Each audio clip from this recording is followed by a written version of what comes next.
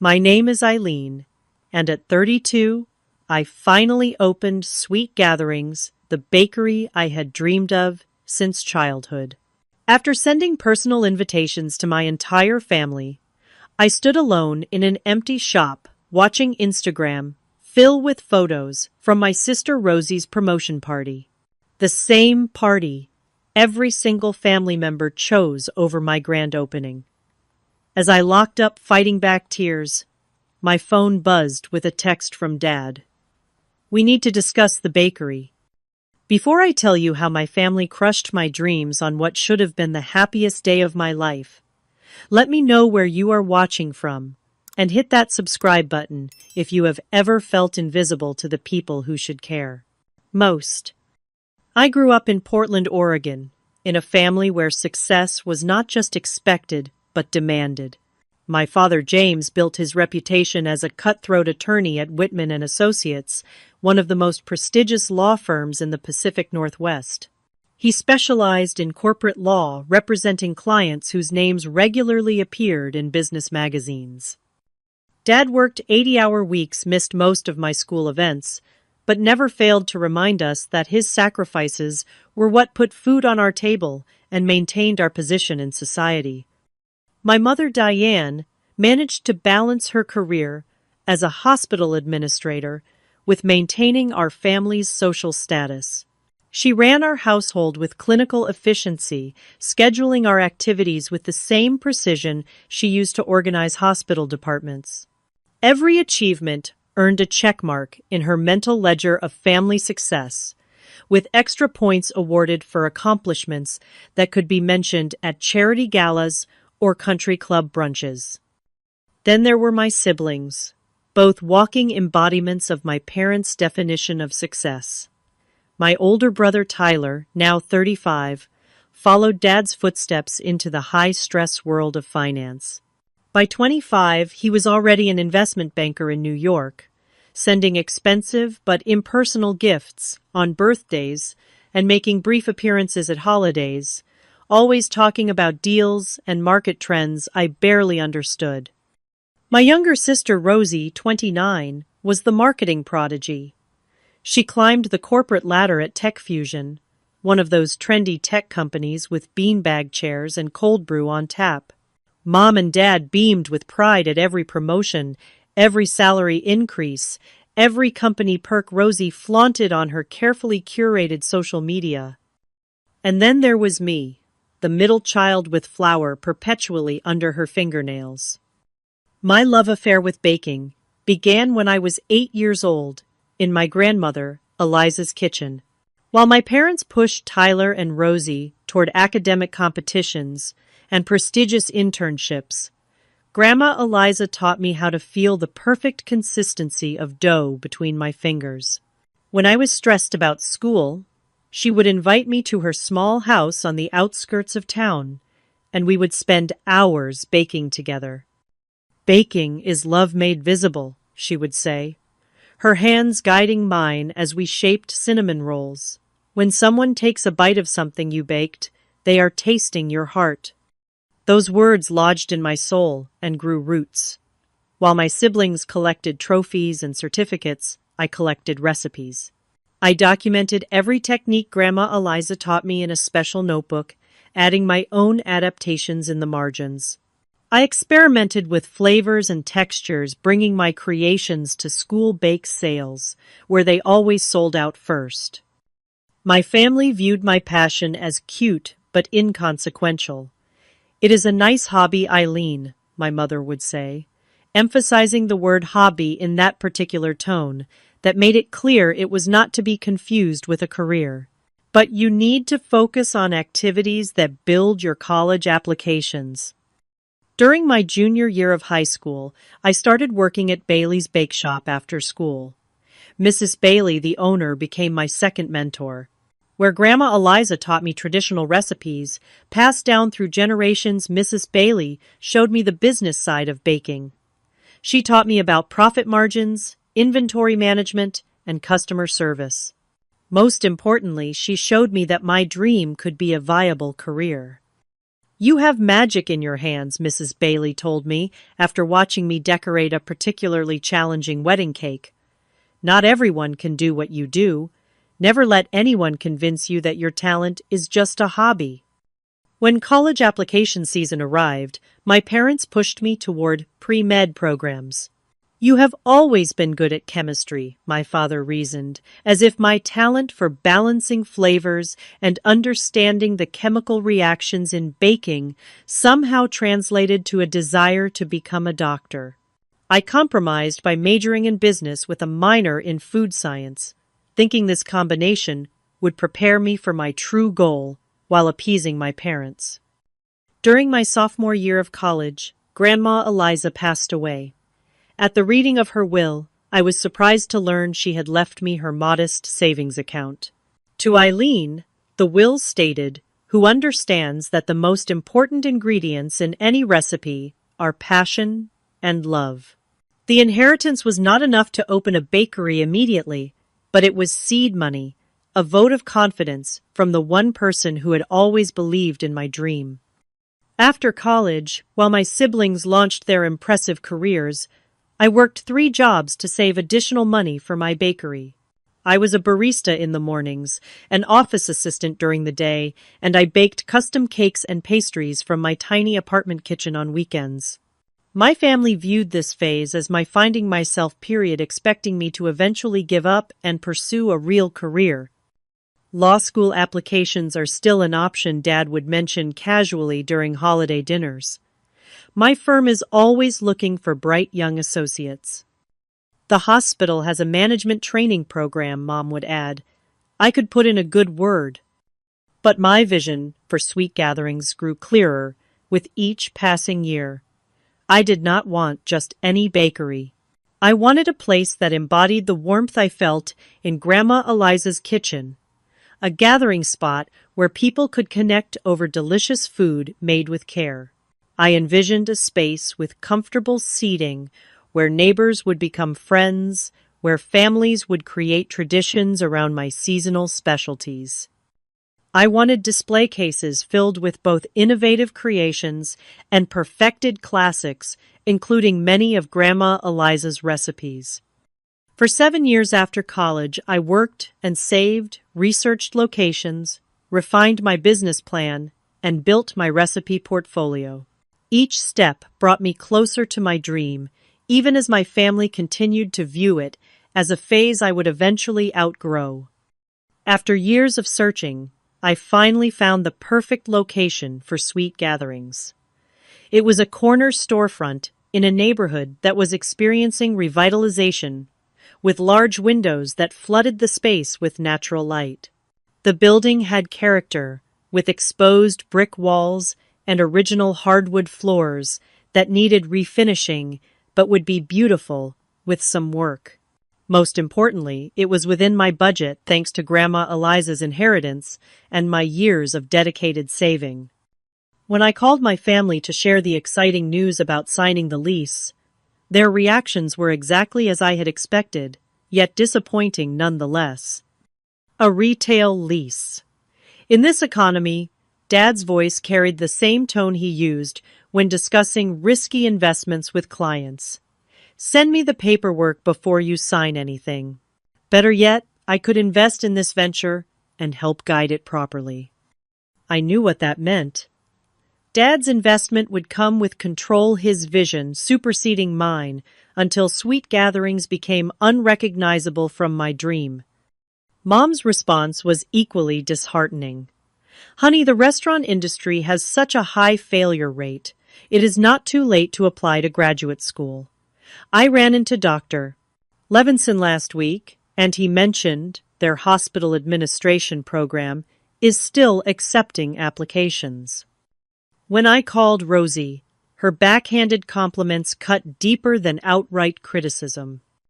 "Wow, going full steam ahead with the baking thing. That is so brave of you. I could never risk financial security for a passion project. But that is what makes you special, right? You have always marched to your own drum." Tyler was the hardest to reach, always between meetings or flights. When I finally got him on the phone, his response was brief and business-focused.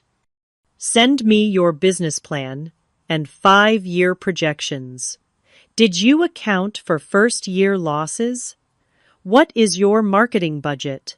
Have you stress-tested your financial model? No congratulations, no excitement, just immediate skepticism and an assumption of failure. Despite their reactions, I threw myself into preparing the space. I coordinated with contractors for necessary renovations, navigated the complex world of health permits and business licenses, and refined my menu. Every night, I fell into bed exhausted, but fulfilled one day closer to realizing my vision. During this period, I began forming connections with neighboring business owners. Annie from Bloom and Grow Flowers next door stopped by regularly with coffee and encouragement. Marcus from Cornerstone Books across the street offered marketing advice and promised to stock my pastries in his Reading Nook cafe. We newcomers need to stick together, Annie said one day, as we sat on paint buckets in my half-renovated space. This neighborhood has real community potential, and businesses like yours will be the heart of it. As opening day approached, I created a special menu featuring items inspired by my family, hoping their namesake creations would communicate what I struggled to express in words that, despite our differences, they remained important to me. I developed James's Power Breakfast Scone with espresso and dark chocolate for Dad Diane's elegant Earl Grey cake with lavender buttercream for Mom Tyler's Wall Street walnut brownies with cream cheese swirls and Rosie's marketing maven macarons in bright Instagram-worthy colors. At the center of my display plan was a special corner dedicated to Grandma Eliza. I framed her photo alongside her handwritten recipe cards for cinnamon rolls and apple pie, the first recipes she ever taught me. I renovated her old wooden rolling pin and placed it on a custom shelf as a tribute to her influence. 3 weeks before opening, I sent personalized invitations to each family member.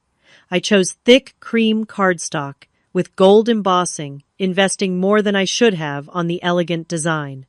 Each invitation included a personal note expressing how much their presence would mean to me on this important day.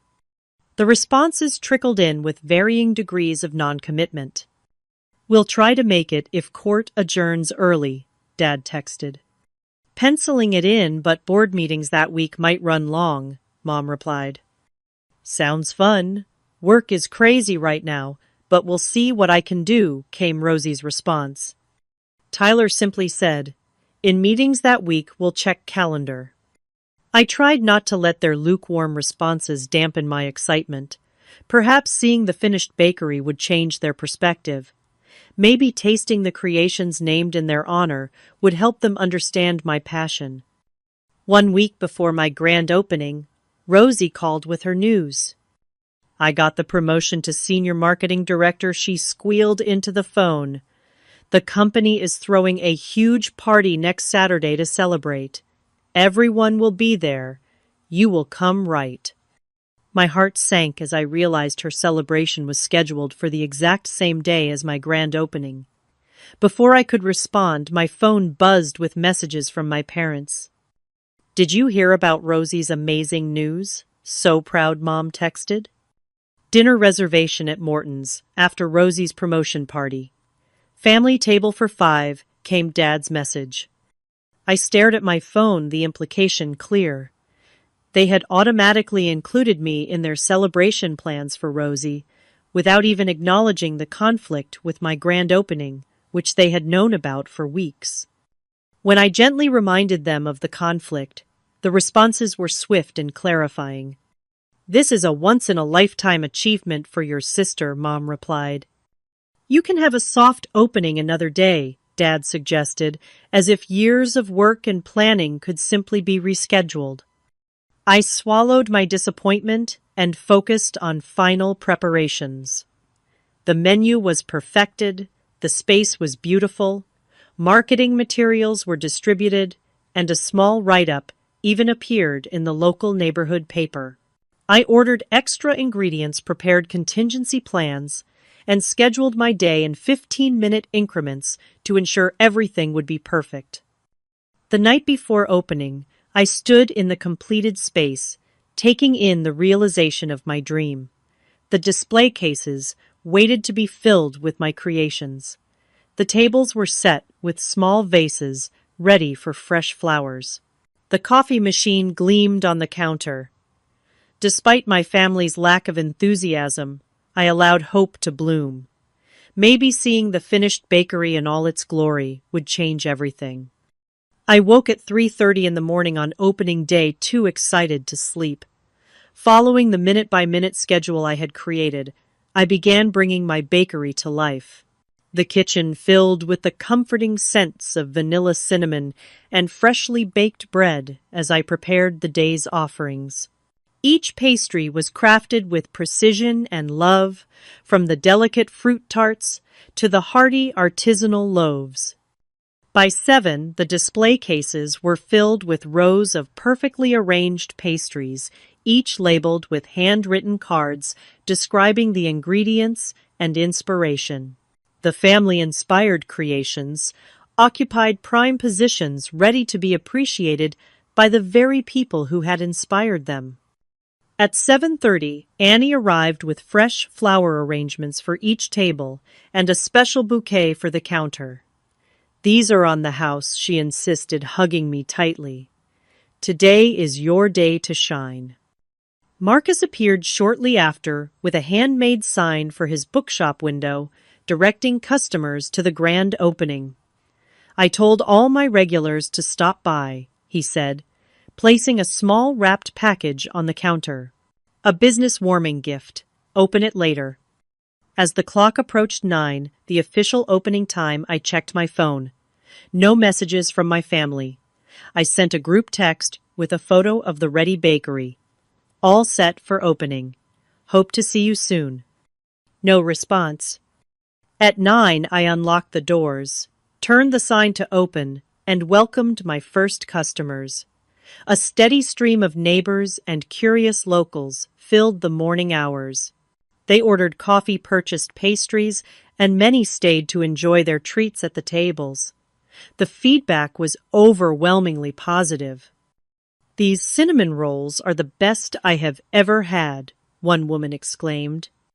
"I am definitely making this my regular morning stop," a man in a business suit declared. Between serving customers, I constantly checked the door and my phone. Each time the bell above the entrance chimed, my heart leaped with hope that it would be a family member. Each time my phone buzzed, I checked it immediately, only to find notifications from service providers or congratulatory messages from friends.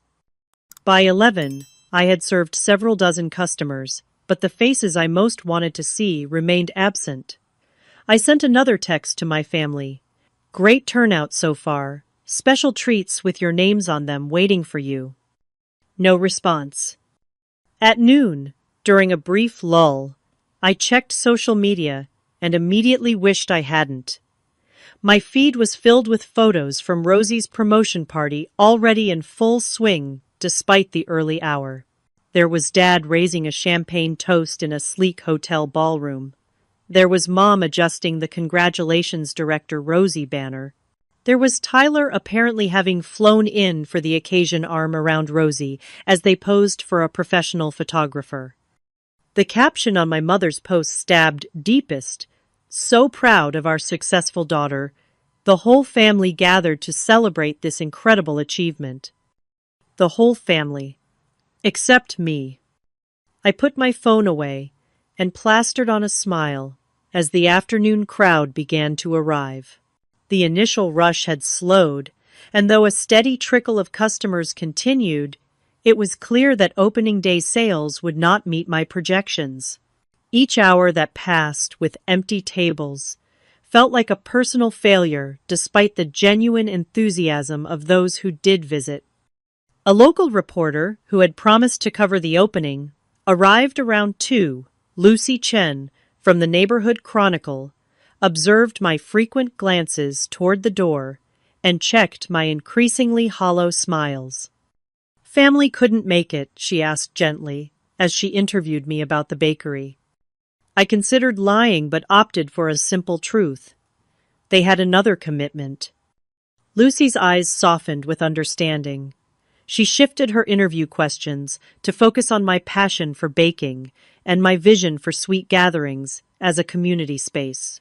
Her kindness nearly broke my professional composure, but I managed to maintain my smile until she left, promising a feature in the next edition. By 5 in the afternoon, the truth was unavoidable. Not a single family member had come. Not one had even called or texted during business hours. The special pastries I had created in their honor remained largely unsold, their handwritten name cards, a painful reminder of my naive hope. As closing time approached, customers dwindled to none. I began the cleanup process with mechanical movements, washing dishes, wiping counters, and storing unsold pastries. The day's sales had covered basic expenses, but nothing more.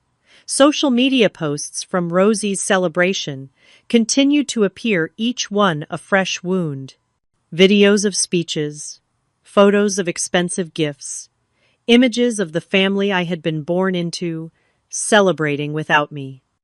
At 6:45, 15 minutes before closing, my phone finally buzzed with a text from my father. "We need to discuss the bakery." No congratulations, no explanation for their absence, no acknowledgement of my achievement or their broken promises to attend. Just a businesslike statement that implied problems needed solving.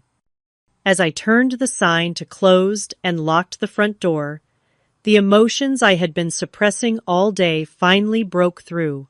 Alone in my beautiful bakery, surrounded by the physical manifestation of my dream and the evidence of my family's indifference, I sank to the floor and sobbed.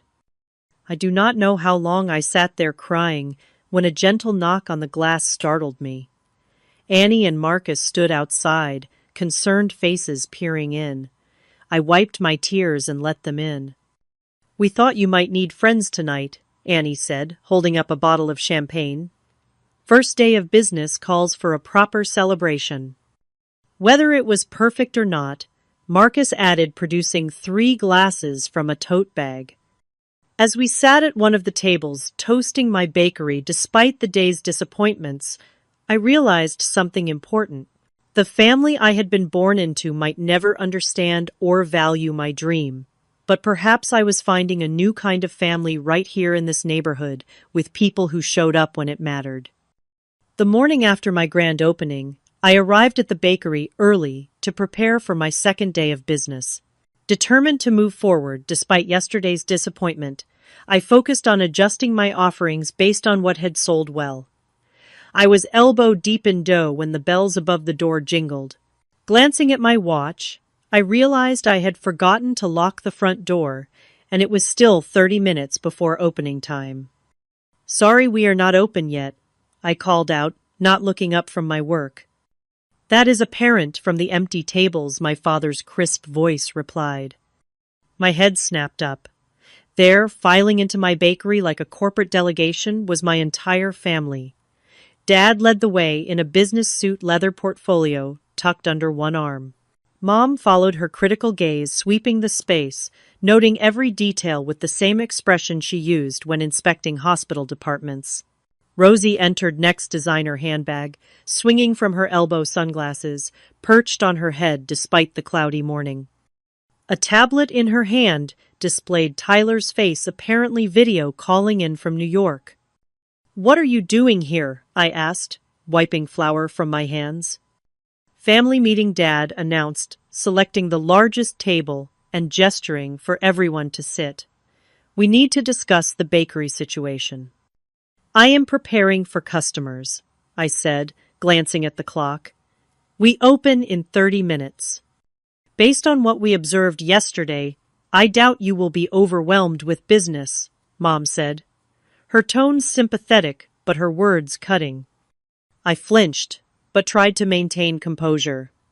"You observed none of you were here yesterday." Social media exists for a reason, Rosie quipped, tapping her phone. The geotags and check-ins for this place were hardly breaking the internet. My brother's tinny voice emerged from the tablet. I reviewed the neighborhood demographics and foot traffic patterns. This location has problematic fundamentals for a specialty food business. They had been monitoring my opening day from afar while celebrating Rosie. The realization added fresh pain to yesterday's wounds. Dad opened his portfolio and removed a stack of papers. We have been discussing your situation, and we believe we have a solution that will minimize damage. My situation, I echoed, anger beginning to simmer beneath my shock. Eileen, honey, Mom, leaned forward, her voice dropping to the gentle tone she used when delivering bad news to hospital patients. We all understand the appeal of following a dream, but sometimes dreams need to be adjusted to align with reality. We can help you sell this place before you lose everything, Dad continued, sliding documents across the table. I have contacted a commercial real estate agent who specializes in restaurant properties.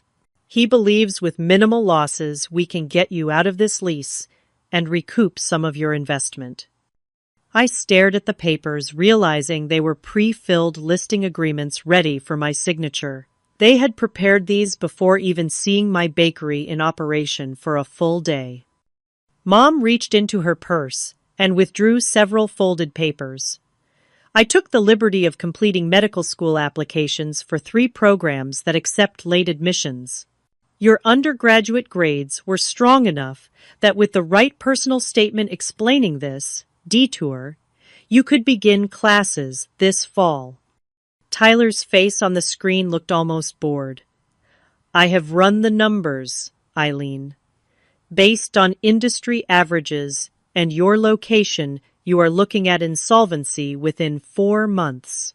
6, if you drastically cut expenses, which would further compromise quality and accelerate the failure cycle. Rosie, who had been taking photos of my bakery while they talked, finally joined the conversation. Look, it is not all bad news. I convinced my boss to open an entry-level position in our marketing department. The pay is not great, but with your background, you could move up quickly. I am not supposed to show favoritism, but... She shrugged her expression, making it clear this was a major concession offered out of pity. They continued talking over each other, outlining my failure and their solutions. My dream reduced to a problem requiring their intervention. My years of work dismissed as a misguided phase. Their absence yesterday reframed as rational detachment rather than hurtful abandonment. As they spoke, the bells above the door jingled again, and Mrs. Bailey walked in carrying a small gift basket. She stopped short at the sight of my family gathered around the table. Eileen, dear, I came to congratulate you on your opening. Is this your family? She asked, approaching with a warm smile. Dad glanced up with the dismissive expression he reserved for service personnel. We are in the middle of a private discussion. Perhaps you could return during business hours. Mrs. Bailey's smile did not waver. I am Adelaide Bailey, owner of Bailey's Bake Shop. Well, Bailey's Bake Shop's now, since we have expanded to 5 locations. She extended her hand, which Dad suddenly seemed more interested in shaking. I have known Eileen since she was 16 and recognized her exceptional talent immediately. The atmosphere shifted subtly. Success was a language my family understood, and Mrs. Bailey spoke it fluently. Mom straightened in her chair. Rosie lowered her phone. Even Tyler's expression on the tablet screen sharpened with interest. 5 locations, Dad repeated. That is quite an accomplishment in such a competitive industry. Indeed. Which is why I have complete faith in Eileen's success, Mrs. Bailey responded, placing the gift basket on the counter. Her creativity and business acumen remind me of myself at her age, though I dare say her technical skills surpass what mine were then. She turned to me with genuine pride. I wanted to bring this welcome basket and let you know how sorry I am to have missed your opening. My flight from the baking conference in Chicago was delayed. The contrast between Mrs. Bailey's sincere regret for missing one day and my family's complete absence despite weeks of notice hung in the air, like the scent of burnt sugar. You know, Mrs. Bailey continued, seemingly oblivious to the tension Eliza spoke of her granddaughter's talent constantly at our community baking club. She always said you would surpass all expectations, Eileen. She believed your understanding of how food brings people together was your true gift. A memory surfaced then, sharp and painful. Grandma Eliza trying to convince my parents to attend my high school culinary showcase. Their polite refusals. Her disappointed but unsurprised expression. She had always known they would never understand my passion. Something inside me broke and reformed in that moment, stronger and more defined. Why did none of you come yesterday? I asked, interrupting whatever financial point Tyler was making through the tablet. An uncomfortable silence fell. My family exchanged glances of familiar, silent communication. We told you Rosie's promotion party, Mom finally said. It was a conflict we could not avoid, Dad added. The company's CEO was there, Rosie pointed out. It was a career-defining moment. I shook my head. The party started at noon. My opening began at 9. You could have come for even 30 minutes. One of you. Any of you. More uncomfortable silence. Just tell me the truth, I pressed. For once be honest about why my bakery, my dream, was not worth even a brief appearance. It was Tyler who finally spoke the truth, his digital presence perhaps making honesty easier. The family discussed it and decided that attending Rosie's event sent the right message about what achievements the family values. The words hit me like a physical blow. You discussed it, all of you. You made a collective decision not to support me. Mom flushed but lifted her chin defensively. Real achievements deserve real celebrations, Eileen. Your sister has worked incredibly hard to earn her position. And I have not. I gestured around at my bakery, my voice rising. I have worked 3 jobs for 7 years to save for this place. I have tested hundreds of recipes, built a business plan, secured a lease, navigated permits and health codes, and created something from nothing. How is that not an achievement? It is a nice effort, Dad said in his patronizing tone. But let us be realistic about the difference between opening a small bakery and becoming the youngest director in a Fortune 500 company. We are trying to help you, Mom added, before this situation becomes any more financially damaging. Dad tapped the listing agreements. You have 2 choices, Eileen. You can sign these papers and begin the process of extracting yourself from this mistake with our help. Or you can continue on this path without our support, financial or otherwise. The ultimatum hung in the air between us. I looked at each of their faces, seeing not malice but genuine belief that they were acting in my best interest. They truly could not see the value in what I had built, because it did not align with their definition of success. Mrs. Bailey placed a steadying hand on my shoulder. The first customers of the day were peering through the front windows, waiting for opening time. I think you all need to leave now, I said quietly. I have a business to run. Eileen, Dad, began his voice hardening. No. The word came out stronger than I expected. For my entire life you have treated my passion as a phase to outgrow a hobby, to indulge, or a mistake to correct. Not one of you showed up yesterday for the most important day of my professional life. Now you arrive with plans to dismantle my dream before it has even had a chance to succeed. I do not want your help. Not like this. I walked to the door and held it open. "Please leave. Customers are waiting." They gathered their papers slowly, expressions ranging from shocked to hurt to angry. As they filed past me, Dad paused. "This conversation is not over," he said quietly. "When you are ready to be reasonable, call us." The bells jingled as they departed, and I welcomed my first customers with a professional smile that hid the storm raging within. The week following my family's impromptu intervention was the darkest period since opening Sweet Gatherings. Despite my brave stand that morning, their words had planted seeds of doubt that grew with each slow business day. My initial creative energy dimmed, and I found myself going through the motions of running the bakery without the passion that had previously fueled every batch of dough. Sales declined as my own enthusiasm waned. Customers could sense the difference in both the atmosphere and the food. Where once my pastries had been created with joy and attention to detail, they were now produced with technical proficiency but lacked the special touch that had made them exceptional. Annie noticed the change immediately. She began stopping by daily, sometimes bringing lunch, other times just sitting with me during slow periods. Marcus developed a habit of bringing afternoon coffee and staying to help with cleanup. Their quiet support kept me functioning when giving up seemed easiest. My family, meanwhile, continued their campaign of concerned pressure. Dad sent daily messages about the real estate agent being ready when you are.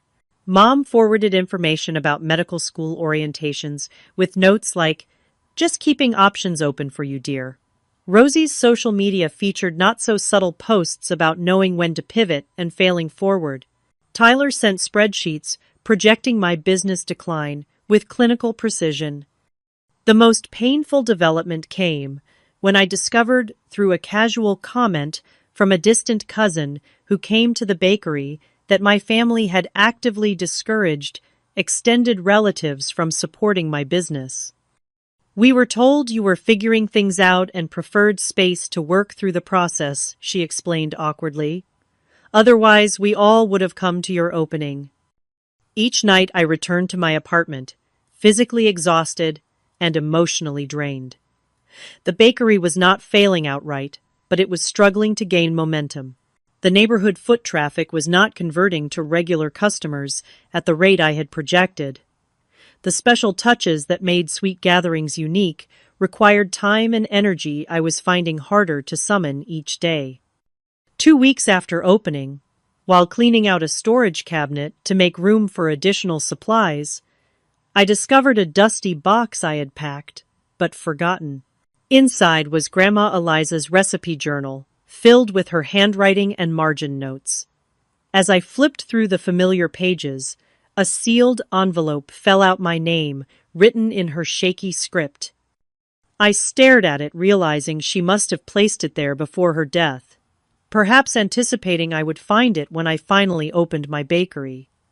With trembling fingers, I broke the seal and unfolded the letter inside.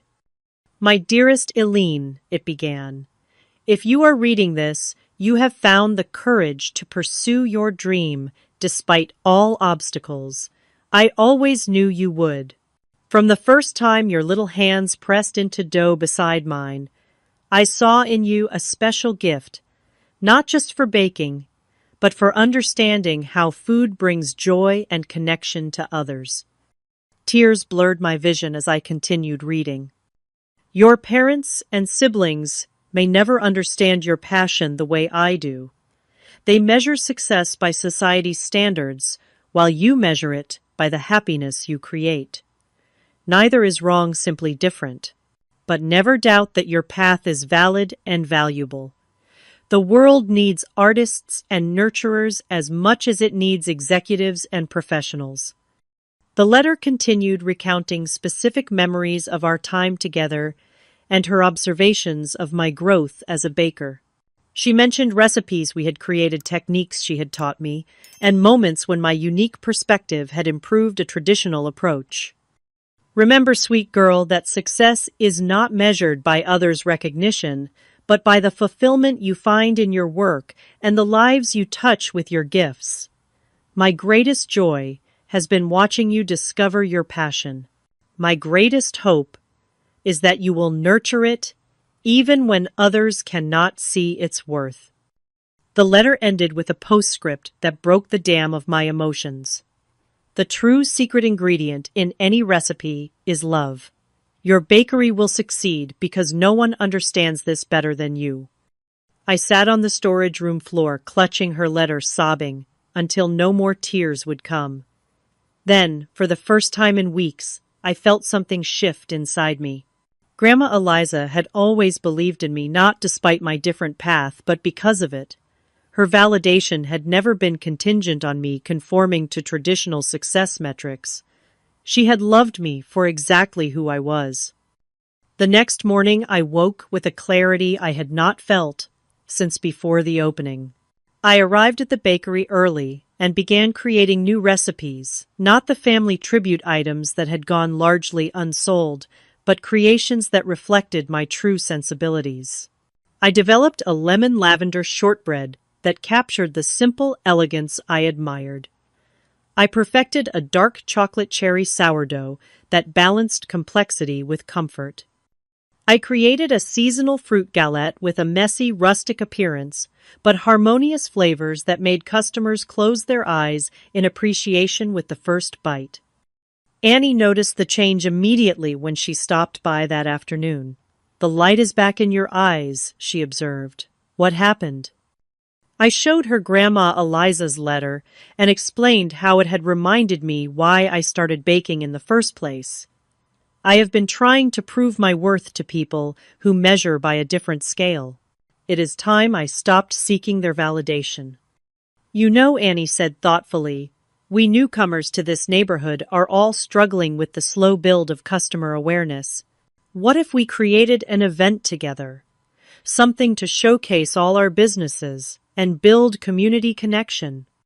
Marcus, arriving with his usual afternoon coffee, overheard the suggestion and immediately built upon it. A community gathering. Exactly what your bakery is named for. We could have readings from local authors at my shop flower, arranging mini classes from Annie, and featured pastries from you. The idea took root and began to grow. For the first time since my disastrous opening day, I felt excitement bubbling up again. Not the desperate hope for family approval that had colored my grand opening, but something more sustainable, a vision based on community connection rather than family validation. Lucy Chen, the reporter who had covered my opening, called that week to follow up on how business was progressing. When I mentioned the community event we were planning, she immediately offered to write a feature piece. "This is exactly the kind of local business cooperation the Chronicle likes to highlight," she explained. A collaborative event featuring multiple new businesses could draw attention from throughout the city, not just the neighborhood. That evening, I made the most difficult decision since opening the bakery. I created a new signature item called Eliza's Legacy, a cinnamon roll with apple filling and brown butter glaze that combined elements from both of my grandmother's most beloved recipes. I placed it prominently in my display case with a small card explaining its significance. What I did not do was create any new items bearing my immediate family's names or send them invitations to the upcoming community event. The announcement would go out on social media and through local channels, but I would no longer desperately seek their approval or attendance. As I locked up the bakery that night, my phone buzzed with another text from my father. "The commercial property market is heating up. We should list soon before values decline further. Call me." For the first time, I did not feel a stab of pain or doubt when reading his message. Instead, I felt the calm certainty that I was choosing my own path forward. Whether Sweet Gatherings succeeded or failed, it would do so on my terms, as a reflection of my vision rather than a compromise designed to win approval I might never receive. The 3 weeks following my discovery of Grandma Eliza's letter were filled with purposeful activity as Annie Marcus and I planned our community gathering event. What began as a simple cross-promotion grew into a neighborhood-wide celebration as other local businesses joined our effort. The vintage clothing boutique down the street offered to provide outfits for a small fashion show. The craft brewery around the corner created a special pale ale to complement my pastries. Even the yoga studio agreed to hold free mini sessions in the park across from our shops. Rather than seeking external validation, I focused on authentic connection. My social media strategy shifted from perfectly staged food photos to behind-the-scenes glimpses of bakery life. I shared stories about recipe development, including failures and successes. I posted about the relationships forming between regular customers who met at my tables. The response was immediate and positive, with engagement increasing as people connected with the genuine journey rather than a polished facade. Lucy Chen's article appeared in the Neighborhood Chronicle 2 weeks before our event, highlighting the collaborative spirit of the new businesses. Sweet Gatherings bakery owner Eileen Marshall exemplifies the community-focused entrepreneurship revitalizing the district, she wrote. Her approach treats food not just as a product, but as a medium for human connection. The article was shared widely online, drawing attention from citywide publications and food bloggers. My social media followers grew steadily, with many expressing excitement about the upcoming event. For the first time, I felt my bakery gaining genuine momentum, driven by authentic interest rather than obligation. I did not send my family invitations to the community gathering, but I did post public announcements on all platforms. Whether they attended would be entirely their choice based on genuine interest rather than guilt or manipulation. The morning of the event arrived with perfect early autumn weather, crisp enough to make hot drinks appealing but sunny enough for outdoor activities. I had been baking since midnight, preparing an expanded menu featuring both customer favorites and special items created specifically for the day, including a prominent display of Eliza's Legacy cinnamon rolls. Annie arrived at dawn with elaborate flower arrangements for both inside and outside the bakery. Marcus set up a book exchange cart with baking-themed titles. By 9 an hour before official opening, a line had already formed outside Sweet Gatherings. "This is really happening," I whispered to Annie as we peeked out the window at the growing crowd. "This is what happens when you build something authentic," she replied, squeezing my hand. When we opened the doors, people flowed in, steadily filling the bakery with energy and conversation. The display cases emptied faster than I could restock them, with Eliza's Legacy selling out within the first hour. Every table was filled with customers, sharing space with strangers who quickly became conversation partners. The community I had envisioned when naming my bakery was manifesting before my eyes. Mid-morning, a familiar figure appeared at the counter. Mrs. Bailey stood there beaming with pride, accompanied by 3 other women. "Eileen, these are some of my former employees who have gone on to open their own successful bakeries," she introduced them. "We have formed something of a mentorship network, and we would love to have you join us." As I thanked her, overwhelmed by the offer, I noticed my phone buzzing with notifications. Photos from the community gathering were being shared widely, including by food influencers who had made the trip specifically to attend. The hashtag number Sweet Gatherings was trending locally, with people posting images of their purchases and the lively atmosphere. By noon, it became clear that I had underestimated turnout. Pastry supplies were running dangerously low despite my extensive preparation. I was considering an early closure when Lucy Chen arrived with the owner of Riverfront Restaurant, one of the most popular farm-to-table establishments in the city. "Mark has an interesting proposition for you," Lucy said after introducing us. "He has been sampling your pastries and wants to discuss a potential partnership." Mark explained that he had been searching for a local bakery to supply bread and desserts for his restaurant. Your flavor profiles and commitment to quality ingredients align perfectly with our ethos, he said. We would start with a small weekly order, but if it works well, we could expand significantly. As I discussed logistics with Mark, I spotted a woman photographing my menu and display case with a professional camera. She introduced herself as a representative from the Small Business Development Grant Committee. We focus on innovative local businesses that contribute to neighborhood revitalization, she explained, handing me her card. Your collaborative approach with neighboring businesses is exactly the kind of economic development model we seek to support. I would love to send you grant application materials. The day continued to exceed all expectations. By closing time, Sweet Gatherings had served more customers in one day than in the entire previous week. Every pastry had sold, business connections had formed, and most importantly, the bakery had established itself as a genuine community hub. As I tallied receipts that evening, my phone buzzed with a text from an unexpected source. My father had sent a formal message. Saw the coverage of your event today. Congratulations on the turnout. Available to discuss business growth strategies if interested. No warmth, no admission of his previous dismissiveness, but an acknowledgement of observable success.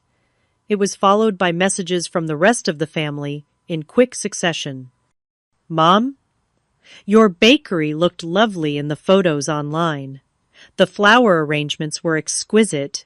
You always did have an eye for aesthetics. Rosie, that social media strategy is generating serious engagement.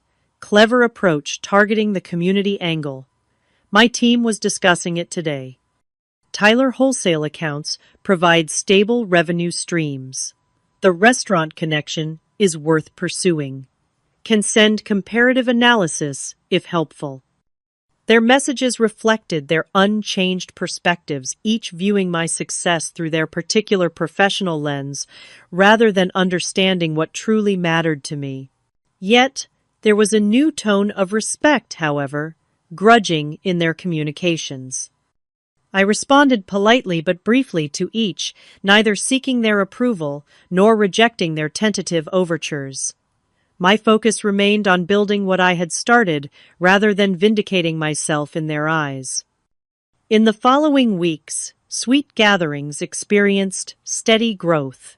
The partnership with Riverfront Restaurant provided a reliable wholesale income stream that stabilized finances. Several other restaurants reached out with similar inquiries. The small business grant application advanced to the final round of consideration. Most importantly, regular customers began to form, people whose names and preferences I came to know, whose lives intersected with mine through the simple medium of food shared in a welcoming space. A month after the community gathering event, Sweet Gatherings recorded its first consistently profitable week. The milestone prompted me to hire my first employee, Jessica, a culinary school graduate who shared my philosophy about food as a means of connection. With help in the kitchen, I could focus more on creative development and community-building aspects of the business. My family maintained a cautious distance, occasionally sending messages that revealed they were monitoring my progress from afar. Their communications always carried an undercurrent of surprise at my continuing success, as if they were still waiting for the failure they had predicted. I responded with polite updates, but no longer felt the desperate need for their understanding that had once consumed me. In this new chapter, I found a quiet confidence growing. Sweet Gatherings was becoming exactly what I had envisioned, not because I had finally won my family's approval, but because I had stopped measuring success by their standards and started living according to my own. 6 months after the community gathering event, Sweet Gatherings had evolved beyond my initial vision in the most wonderful ways.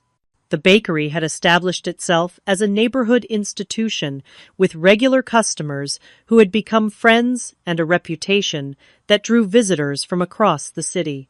The small business grant had funded an expanded kitchen and the addition of outdoor seating allowing for increased production and capacity.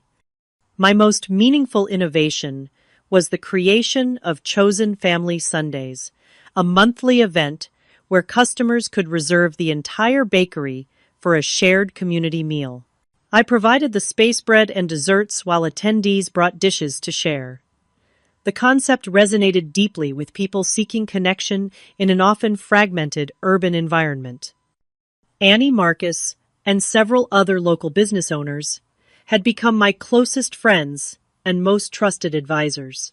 We met weekly to share business challenges and victories, supporting each other through the inevitable ups and downs of entrepreneurship. Mrs. Bailey's mentorship network provided professional development opportunities I could never have accessed alone, and her wisdom helped me navigate complex business decisions with confidence. My relationship with my family entered a new phase during this period, one characterized by careful rebuilding on my terms rather than desperate seeking of approval on theirs. The change began subtly, with their gradual acknowledgement of sweet gatherings as a legitimate business rather than a hobby or phase. The first significant shift occurred when my father attended a special event at the bakery without attempting to offer unsolicited business advice.